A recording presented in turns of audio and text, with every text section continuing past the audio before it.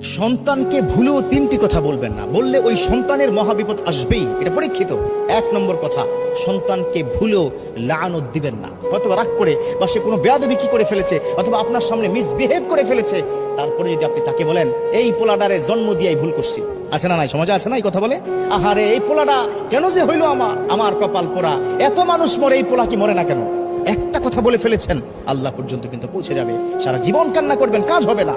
2 নম্বর কাজটা কিন্তু আমরা অনেক বেশি পরিমাণে করি। এই 2 নম্বর কাজটি করার কারণে আমার সন্তানটা নষ্ট হচ্ছে, সেটা হচ্ছে সন্তানের সামনে মিথ্যা বলবেন না বা তাকে মিথ্যা শিখাবেন না। 3 নম্বর, এটা বর্তমান সময় সবচাইতে বেশি ক্রাইসিস হচ্ছে, বর্তমান সময় ফ্যামিলি ক্রাইসিস, সেটা হচ্ছে হাজব্যান্ড এবং কি ওয়াইফের মধ্যে যখন ঝগড়া হয়, সেই ঝগড়াটা কখনোই আপনার সন্তানের সামনে করবেন না। যদি করেন, আপনার প্রতি অশ্রদ্ধা, আপনার প্রতি ভালোবাসাটা কমে যাবে।